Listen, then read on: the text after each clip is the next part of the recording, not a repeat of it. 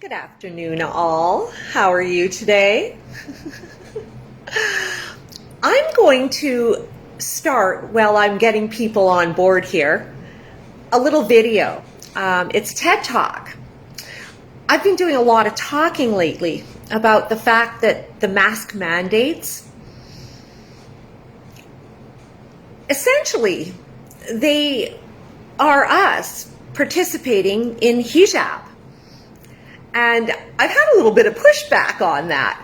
So I thought it'd be fun to talk about this concept more and why the mask is forever. If you go to www.notamask.ca, you're going to see my little promotion about the mask is forever.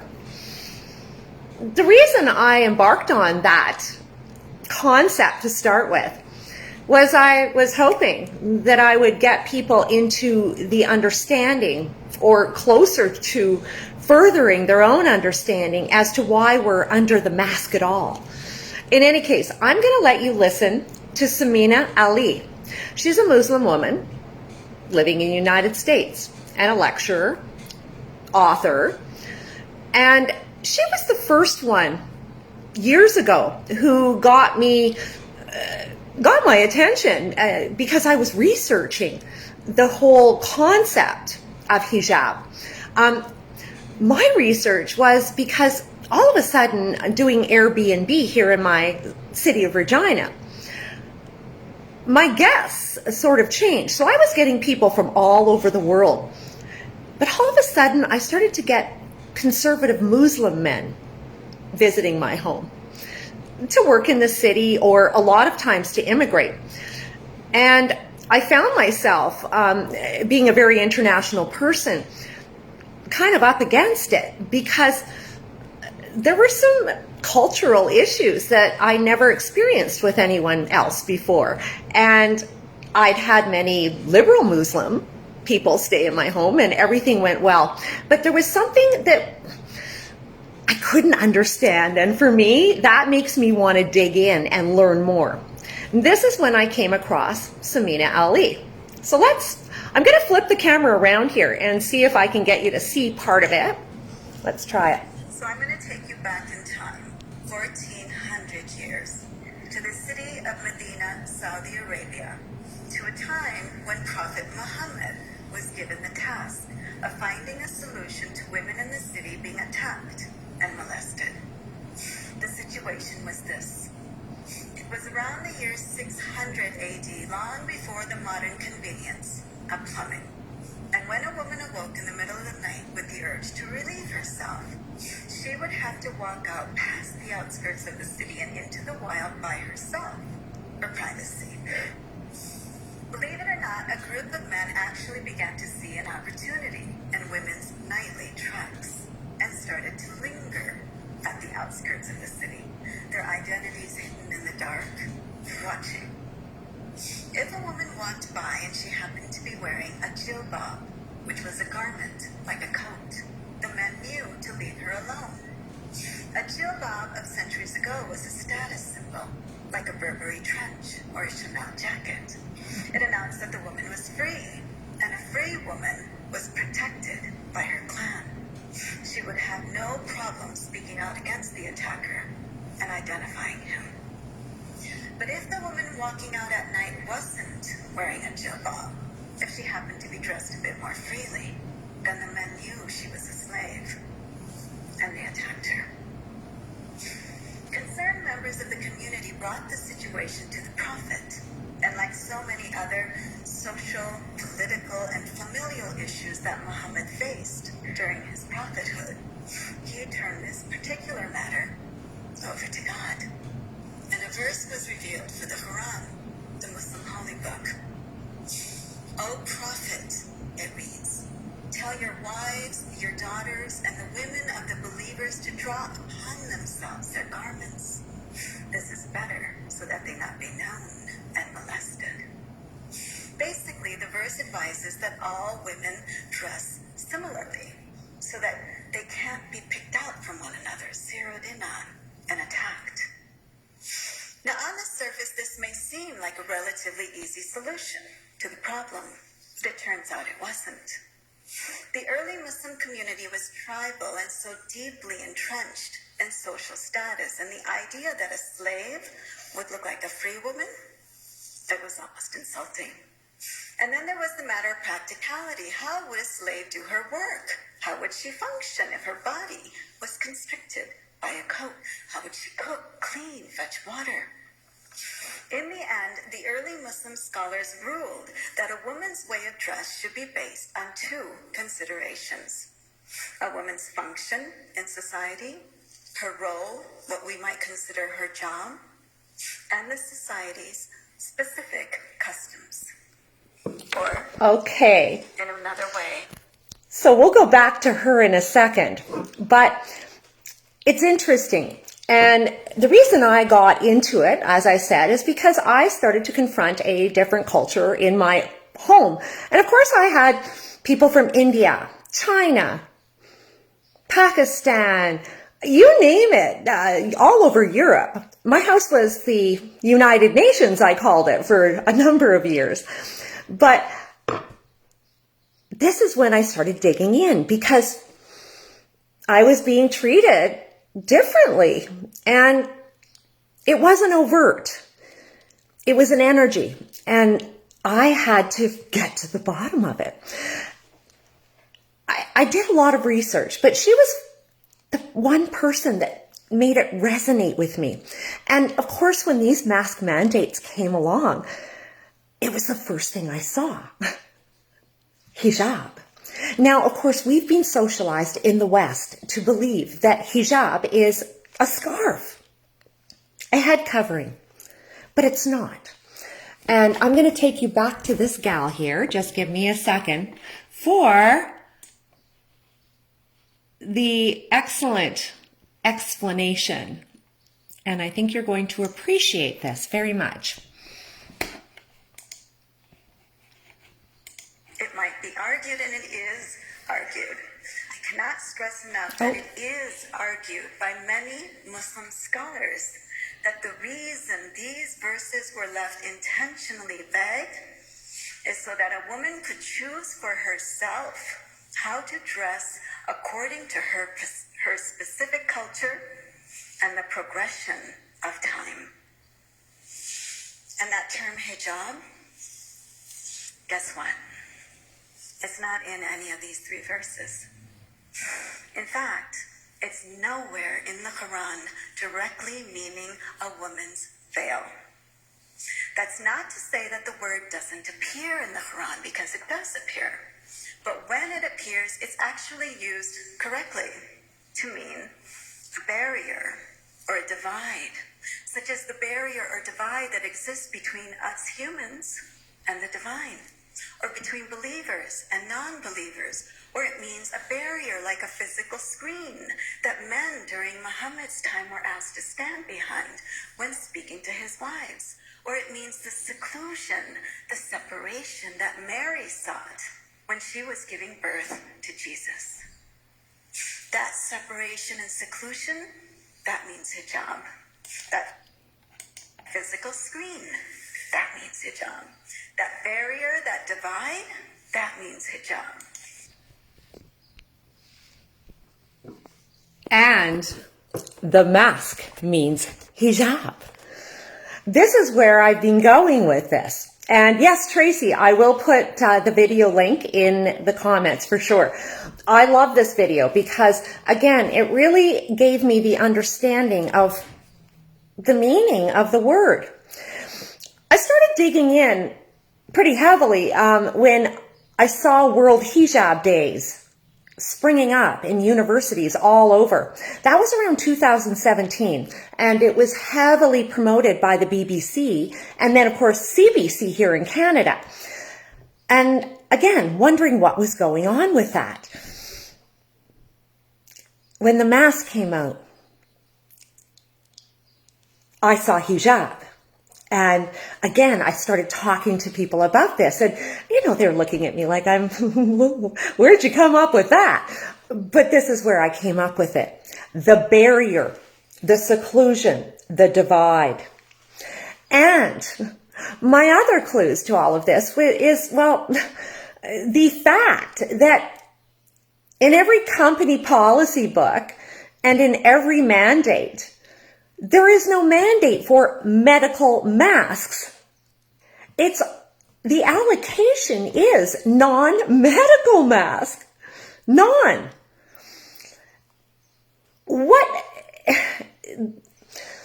It's kind of like how the coronavirus went to COVID-19, the virus, and then became the disease of COVID-19. This is just about a wordsmithing that has occurred. First, it was wear a mask, and then every policy to follow now has the allocation of a non-medical mask. And in fact, you're not allowed to wear a medical mask. So in Indigo, for example, no medical mask. WestJet, medical masks not allowed. Nothing with the air vent. An N95, not allowed. But cotton masks are only allowed. Now, again, last Friday, I started looking for policy because it came to my attention in the York region, in Ontario, Toronto, women wearing a niqab, which is, again, somewhat like this, except they have the veil. It's actually quite similar to this, interestingly enough. But they're allowed to wear that, and they don't have to wear the mask. Again, telling me that this is hijab, but it's hijab for all. The fact is, let me read this and then you tell me. This is interesting here. Okay. The meaning of hijab and evolution. What is hijab? Lately, there has been much debate on social media regarding the significance of hijab. Arguments ensue, one side arguing that women wear it by choice and the other that it stems from coercion, oppression, even internalized misogyny. I thought I would clarify the meaning of the practice. I have found many Westerners are simply ill-informed or misinformed about the meaning of hijab. In all honesty, its true meaning is very hard to convey for anyone that hasn't lived the experience of that culture. My ultimate message to all of those in favor of supporting this practice is, know its meaning and significance first. Supporting something just because it's foreign or exotic is actually a form of unconscious racism, in my view. In short, hijab is the desexualizing object. At bottom, the hijab stems from the inherent lack of understanding of simple evolutionary tenets that, frankly, at this point in history should be common knowledge. Hijab is a statement about the sexuality of men, not of women. In donning a hijab, or the avocation of wearing one, the statement being made is the following. The sexual appeal of women is simply too great for men to be able to deal with, and the aid of an external device that stems the sexuality, of a woman somewhat. The biggest proof of this is when women are alone. They take the hijab or niqab off. Again, hijab is a device to protect men's jealousy for their wives, or to shift the ability to deal with sexuality from the subject experience, those potential feelings, to the source of feelings. It's the ultimate shifting of responsibility or victim blaming. I keep talking about the liability, and this is where victim blaming comes in. And again, why we are actually participating in hijab, except men and women here, because we're equal. The allocation of the device that may not change to suit individual taste or preference or activity that you're embarking on. In my mind, they've literally provided a device in order that we all partake in hijab, which is our public presence. Joe, what's crazier is pour water in the mask and see if it stops the water from getting through. And yet it's supposed to protect you from tiny droplets of water. This is it. The fact is, though, they've traversed the efficacy of the mask. That's what they've done. Just like the way they wordsmith coronavirus to COVID-19 to a disease.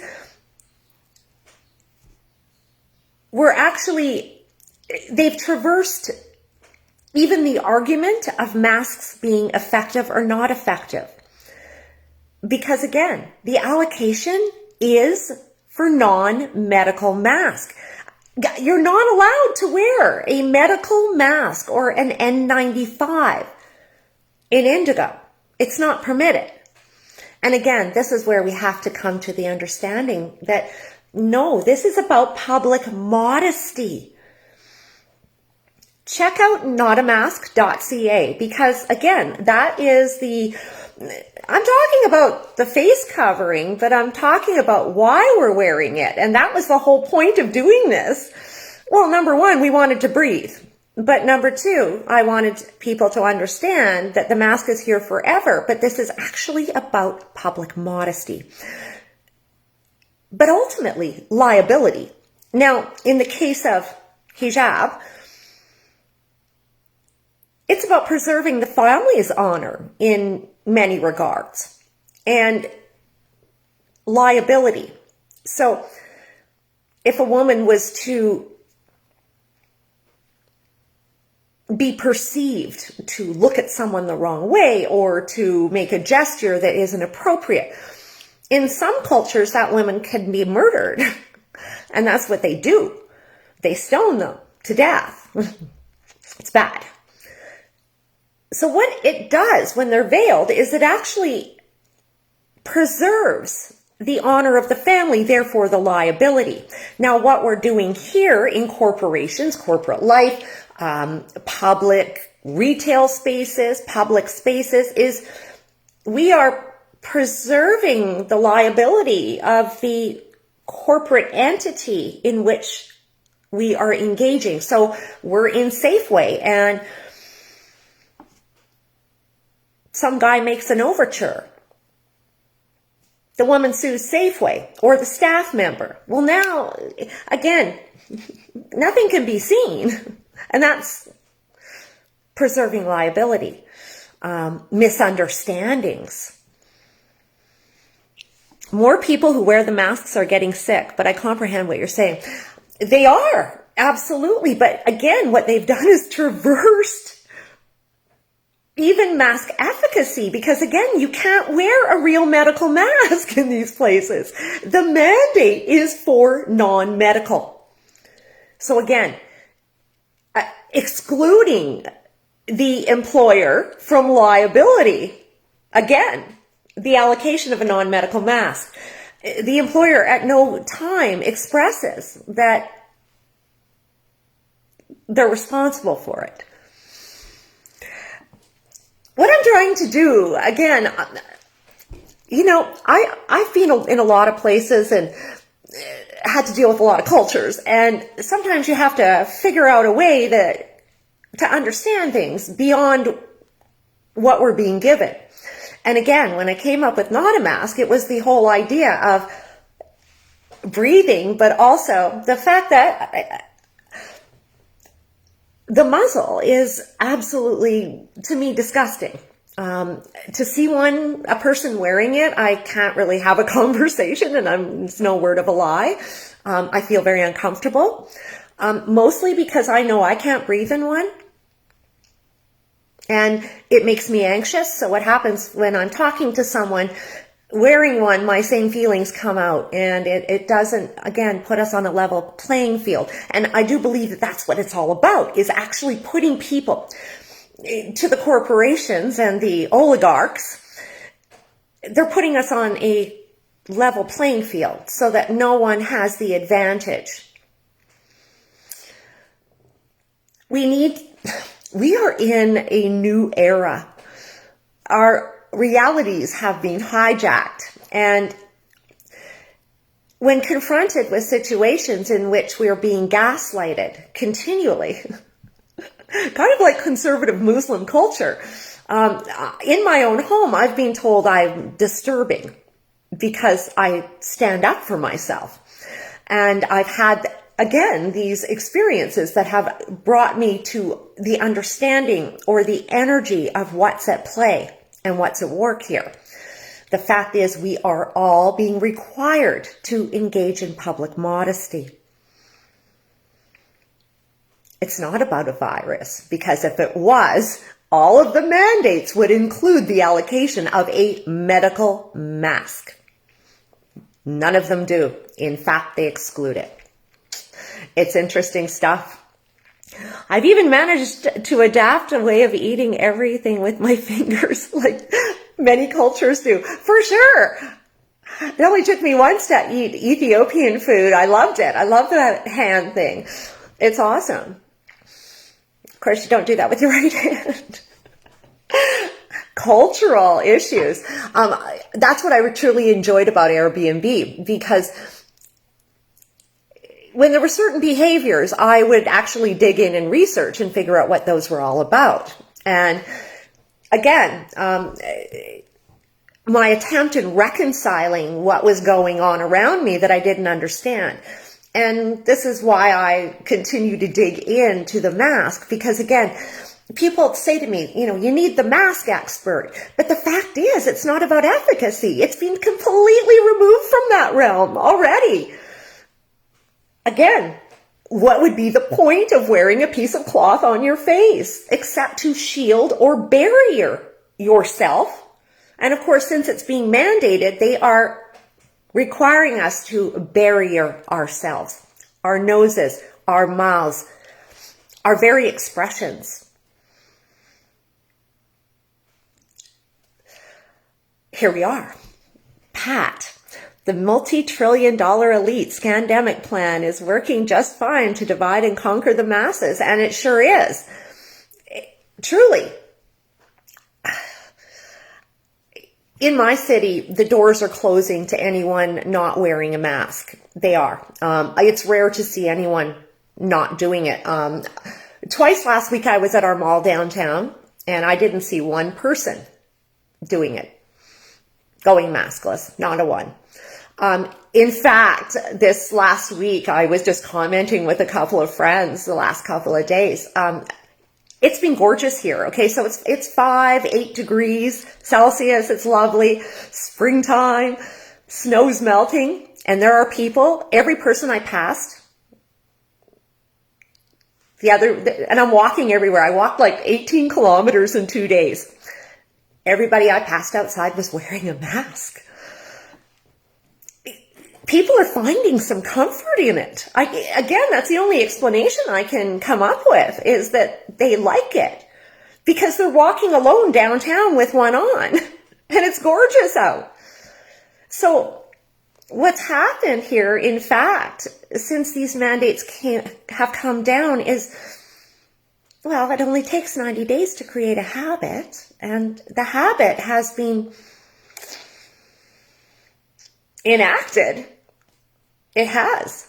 Again, men and women, no division. Everyone seeming to dig the mask.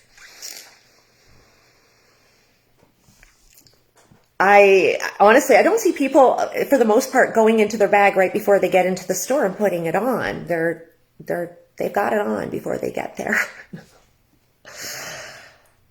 But again,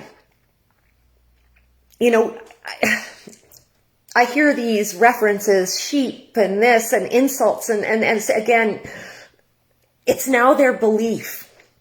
Just like women, many women, now there are many women that believe covering your face is, or your head is coercion. But there's also many Muslim women that believe it is the essence of their honor. my point is everyone's beliefs are their beliefs, even if they've just been there for a short time. That's how they, you can't hit back at that belief once it's been developed and it's resonated. You can't. Joe, exactly right. First time was eating with Nigerian friends in their house. They gave me a fork and was laughing at me. And I stopped using it and used my fingers. I don't wear masks, but I've started having food delivered because I won't wear it. Well, Joe, it's absolutely changing the way we do things. Like, I was training, and I have been for like about 8 years. 5 years solid. I was training weights. I go to the gym 5 days a week at least. Since the measures last March, I've readjusted how I do it. I will not go to the gym under those conditions. It's hard in the winter here because I walk, and you can't do so much of that. Although I did do it like minus 36. I got 5K in with 2 non-masks, the heavier ones. It worked great. But it's hard. I've got a TRX set up. I do Pilates. Boho Beautiful, love her. She's an excellent instructor. So I do her Pilates regularly. I'm sort of getting into her yoga because I was never into yoga. Just a couple of bad experiences. But I like her voice and I like her way. So I'm kind of getting into that now. We have to readjust how we do things to honor our own soul. And we're going to have to do that. You see, to me, to push someone into something or a behavior that makes them uncomfortable, that's just, that's coercion. Again, the fact to go to Indigo, you have to put on one of their devices or have a cotton mask that doesn't protect you from a virus and can't, and again, is classified as a non-medical mask. If you can't do it, then you see, what's happening now is I know people who are getting justice. And what they're doing is they are being accommodated. But that accommodation is out the back door. So a friend of mine up in Tisdale, Canada Post, he won't wear the mask. He went to human rights. Now he can do business with no mask out the back door. My friend in Regina, Sally Ann, she goes around to all of them and she refinishes furniture and gets a deal. And now her accommodation from human rights is out the back door. That's the back of the bus for the blacks. Okay? It is, because back in the day, the blacks were allowed on the bus and their accommodation was that they had to sit at the back. And now if you don't agree with the mask, you can go a route back too. It's the same thing. So to me, I don't see that as justice.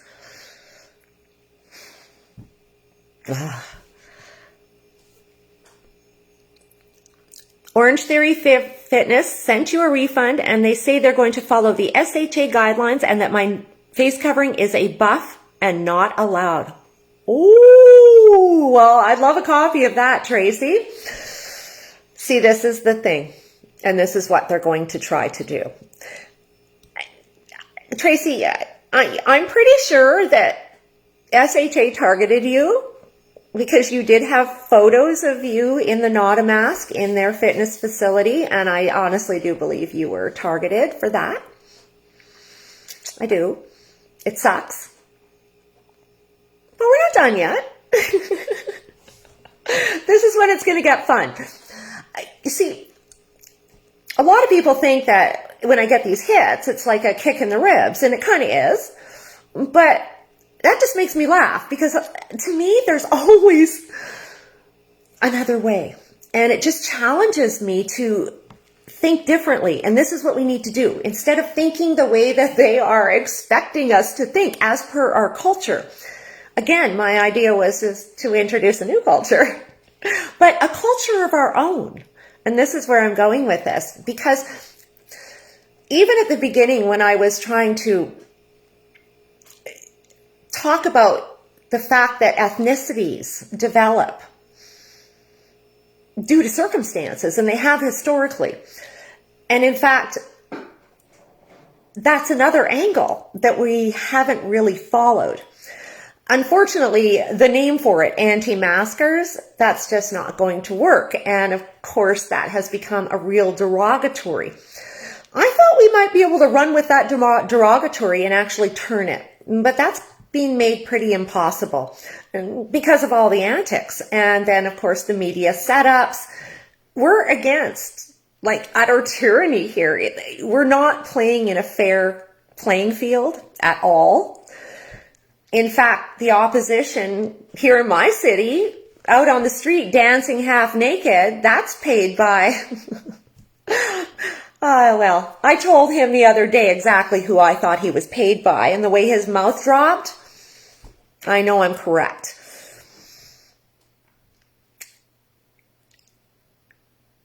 The very organization behind all this is the World Health Organization. And China is behind the World Health Organization running the show.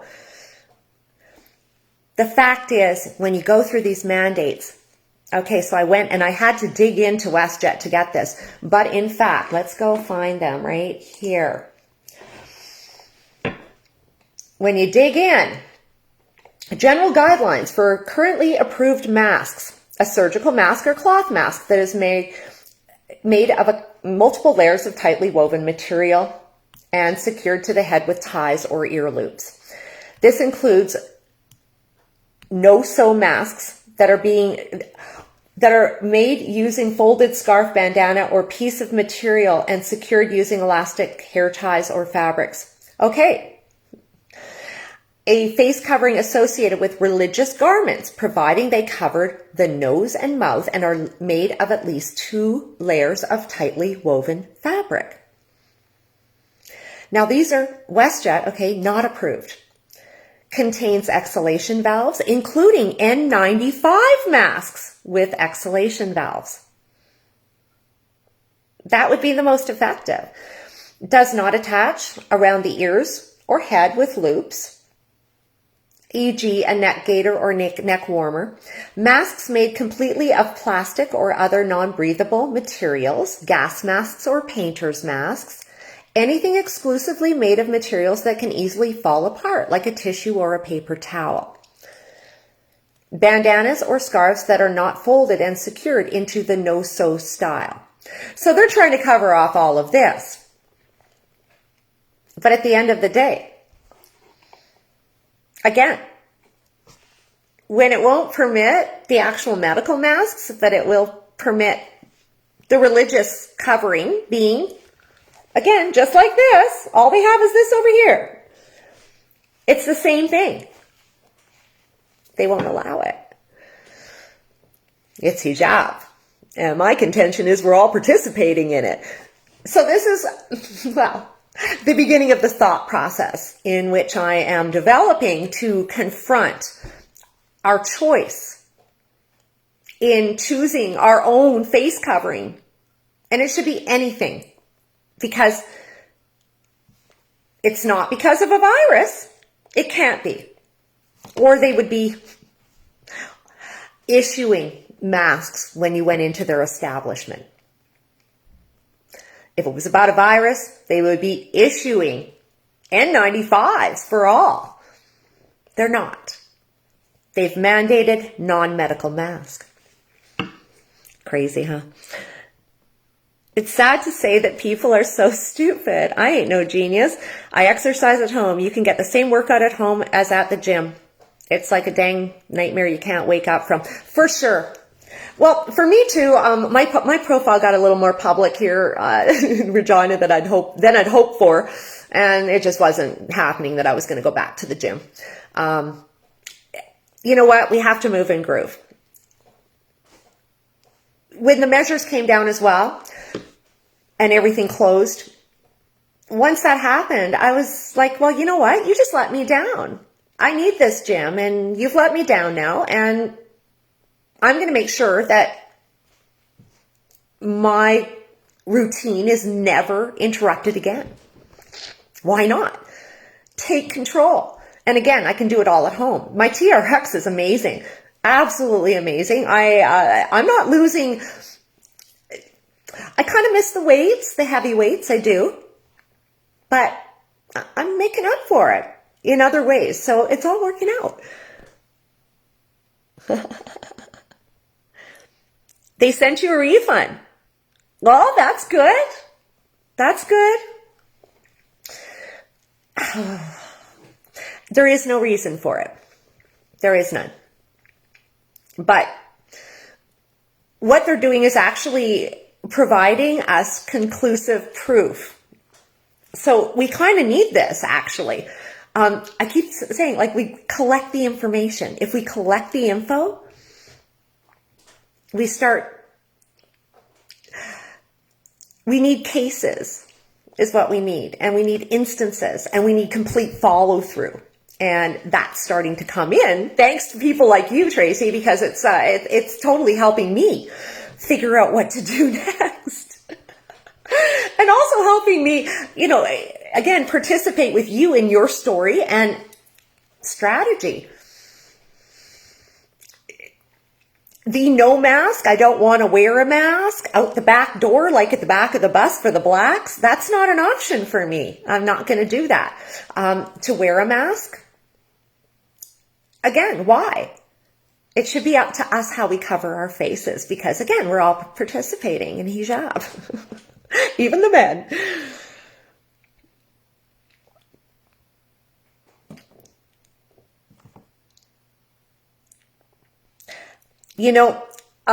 Tracy has also, it's been a little difficult in family as well because her daughter works there.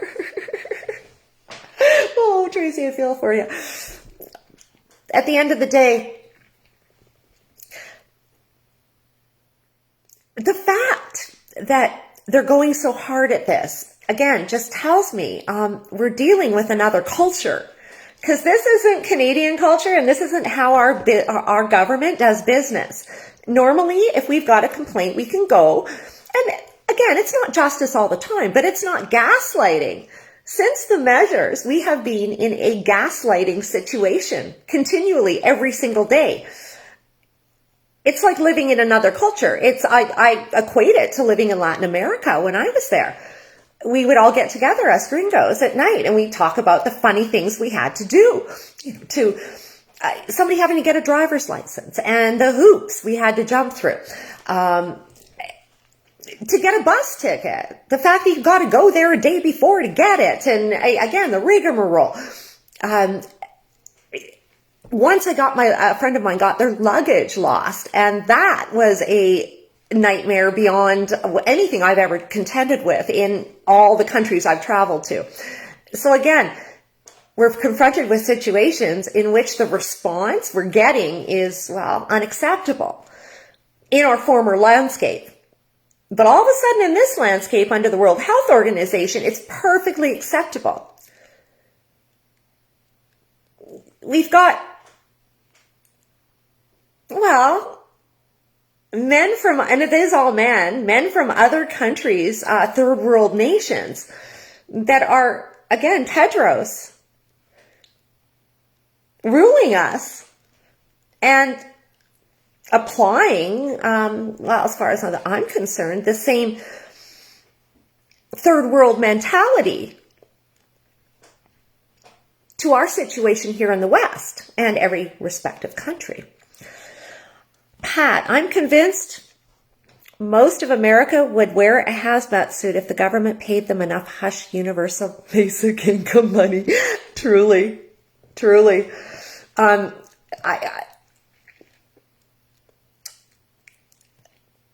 It's been our belief that we are free.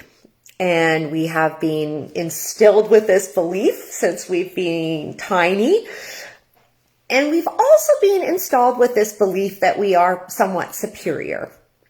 We have. That belief gets reinforced when you travel to third world nations because they think we're somewhat superior. They do. Just being the virtue of being me from Canada, I can roll in anywhere and I can get meetings like that. You should see me in Uganda. I was on fire and all I had to do was show up. That's how easy it was. Because there is a perception of success. And right now, the playing field is being leveled to the point where this is the attitude of people in other countries as to how their government treats them, because they don't expect that much from the government. They expect mistreatment from the government. It's only us in the West that think we don't get that and that our world is quite fair. Most of the rest of the world knows the world's not fair. And, well, if people stop believing it, then it would shatter everything they've ever known. Crazy. The universal basic income is wild to me. Like I've taken EI once for a month. And then I became an entrepreneur with that. And I should have stayed on it for the whole time and collected, because it's not like I made any money for the first year. But I just couldn't. It made me feel like I was less than. So I don't do the charity thing. And even though I paid into it, I felt like it was charity. It's weird. It's Big Pharma, China, the government corporation, and the banking corporation, all the major governments. Why does a virus that's almost 100% survivable need 2 shots? And the flu only requires 1. Well, now we've got Pfizer, okay, trading sovereignty in Latin America for the vaccine. The gene therapy posing as the vaccine. So I started doing some good digging on Pfizer yesterday, actually. BlackRock is everywhere and in every partnership. And I found some interesting stuff, but I'm going to wait on that till tomorrow because, yes, you're absolutely correct. China is behind all of this. They are, but how it's working is it's operating through the corporations. We're not. So right now in China and in the South Pacific, we've got the Quad. The Quad's all meeting. Australia, Morrison, Biden, USA. We've got Modi with India. Who else am I missing? Great Britain. They're all talking because China is posturing and has been quite aggressive. I watched this woman on WeOn News. Parma?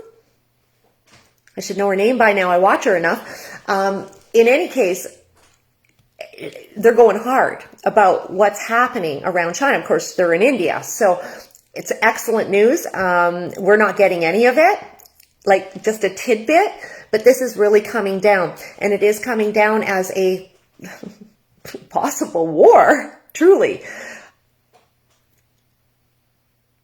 Interestingly enough, though, here in Canada, we're hearing nothing about it, or again, so little.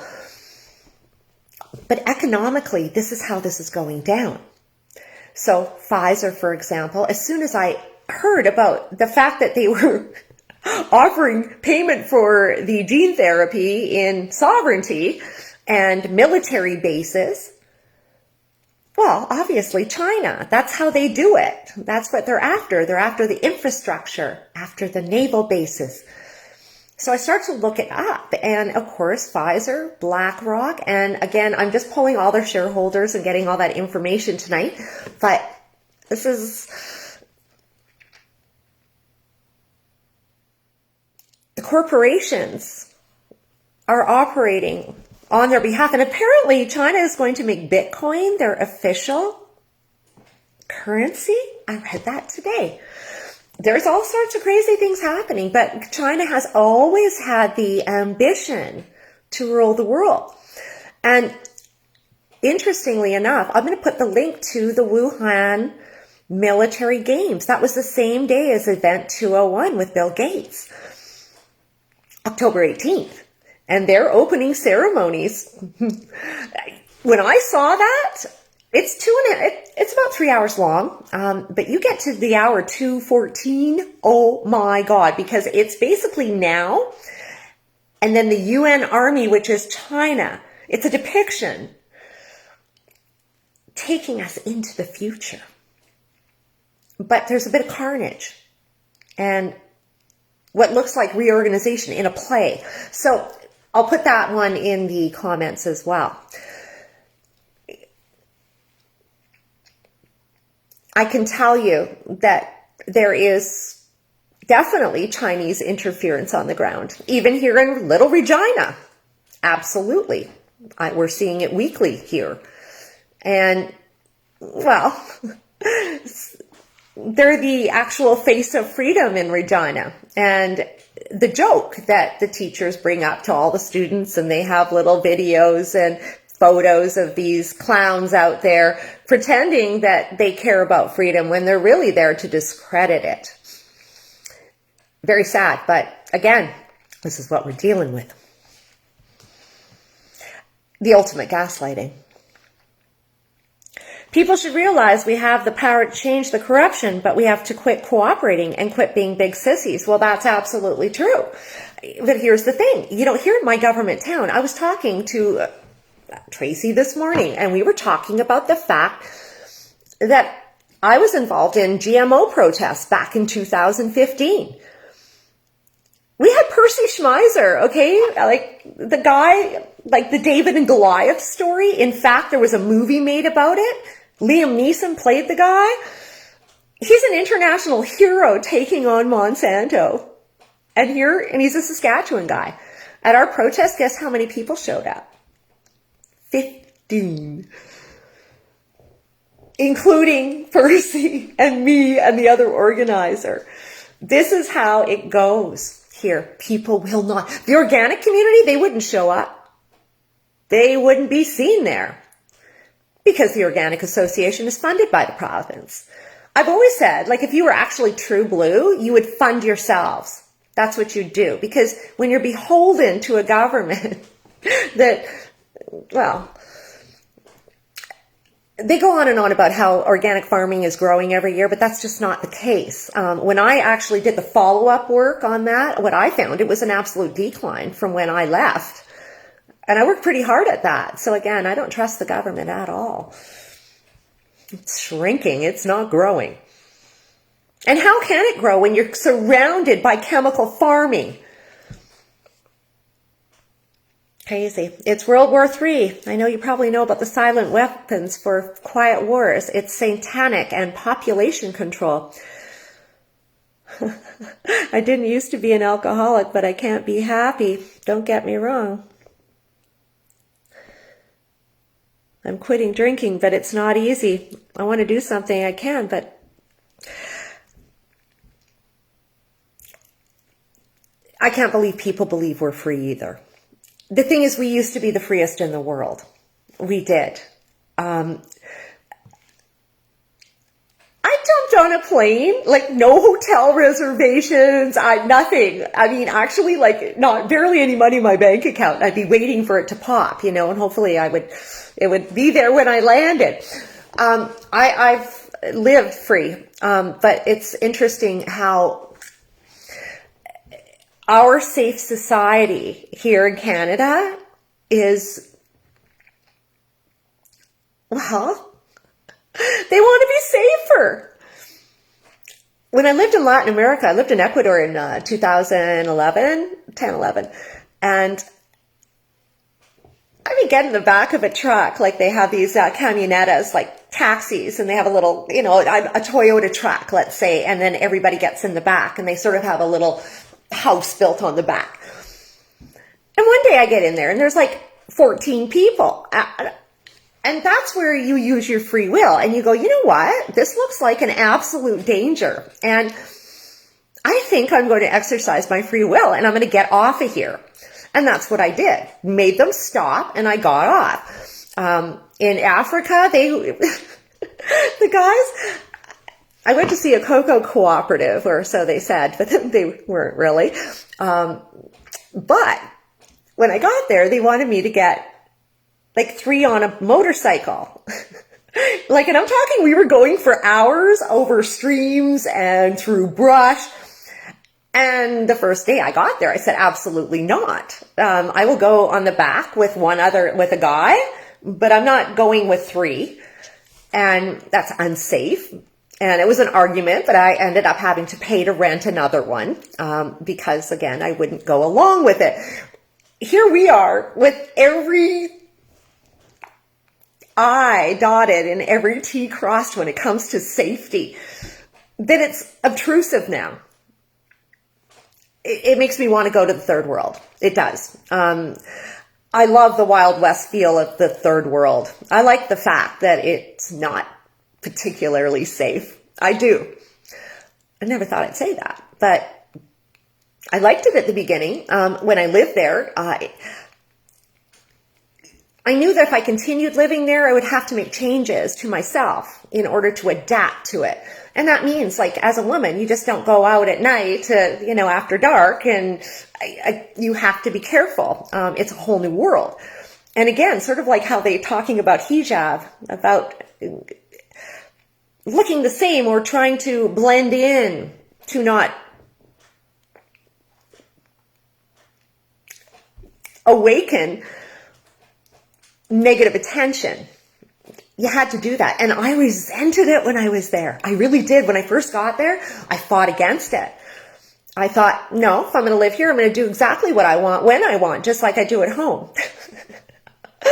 And then I learned why you don't do that, because I got roofied. I ended up I sprained my ankle so bad. My leg was just a mess for about 2 months. For a month, I was on crutches. It was one thing after another. And it was actually me fighting against the culture that I was saying, I want to be part of this culture, except I don't. And it was interesting, an interesting journey. Now I understand the rules. Not that I follow them all. Like, men there will tell you, you can't drive. I'm driving around for 2 months everywhere by myself. And I meet men and they say, well, you can't do that. I'm like, but I have been. I'm doing it every day. You can have that independence, but if something happens to you as a woman in Latin America, the first question is, where's your husband? Where's your boyfriend? And if you don't have one, well, then you have no excuse, basically, is what I learned. How COVID is going to change all that for them, I'm not exactly sure quite yet, because I know a lot of people, a lot of women there that are still scared to go out of the house. They scared the shit out of them. Crazy.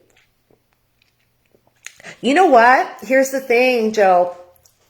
The beginning of the protests here in Regina, it was all women. 95% every time. And this went on for months.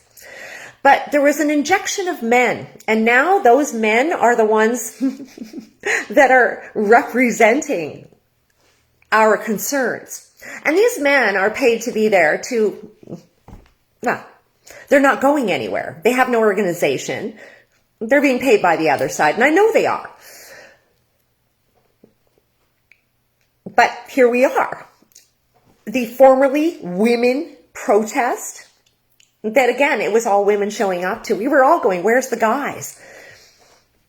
Now it's men out there that don't have our best interests at heart. And that is ultimately sad, because so many of us want to actually get involved here and we can't.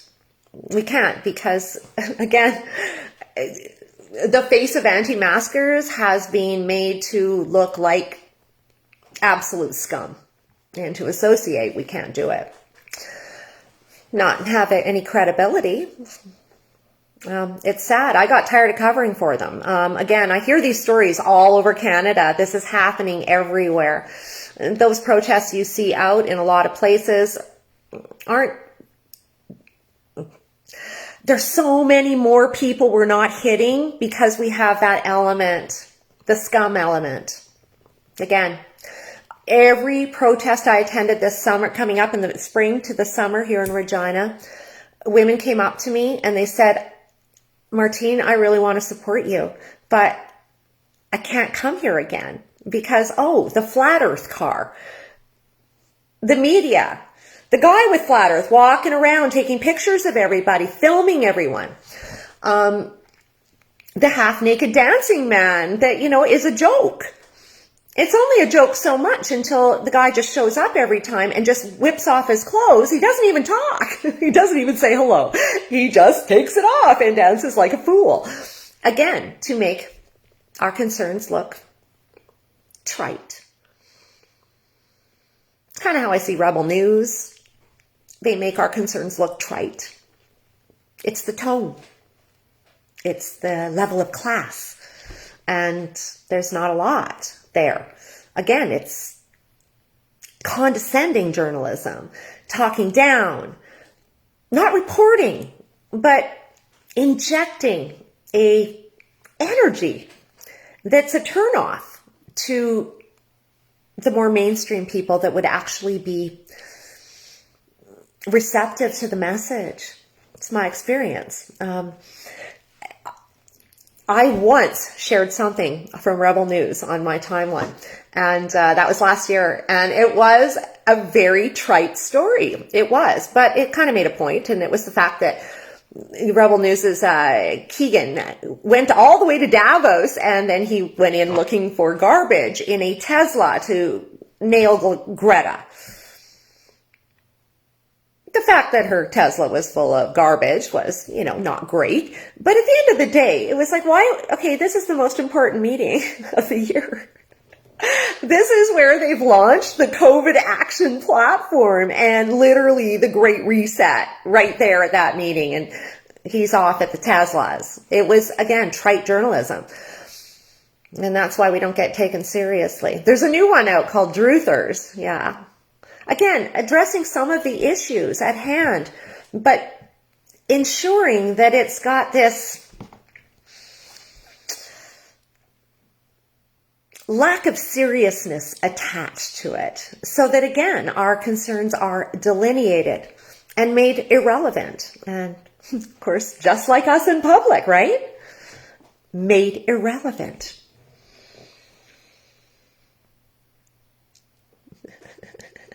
Nobody has the balls to back you up. You know what? I've met a lot of women with some serious balls lately. I sure have. It's kind of fun. The guys are a disappointment, Joe. That's all I can say.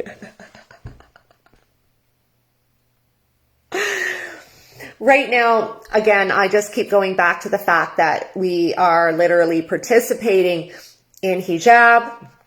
We are participating in public modesty. And I think that acknowledgement would actually further where we're at with people.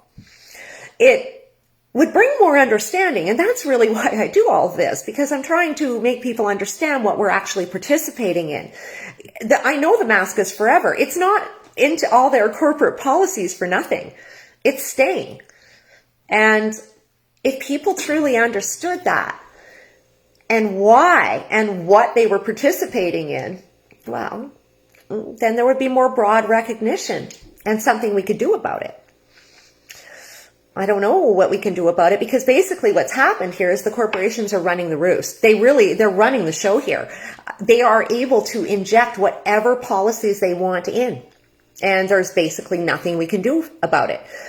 The fact is, though, that they have to accommodate us. It's my contention that the maskless out the back door is nothing more than the blacks at the back of the bus. And I'm pushing for the ability that if we are to participate in this practice of hijab, which is being required, that we will cover our faces. Just like women with the niqab are able to cover their faces. Why should they be different than us? Isn't this all about equality? Agenda 2030? How can it be that a conservative Muslim woman has more rights than me? Something to think about. Have a lovely evening, and I will put those links to these pieces because Samira Ali is fantastic, so articulate, and you really need to see that Wuhan military games to understand what I'm talking about. Have a great night.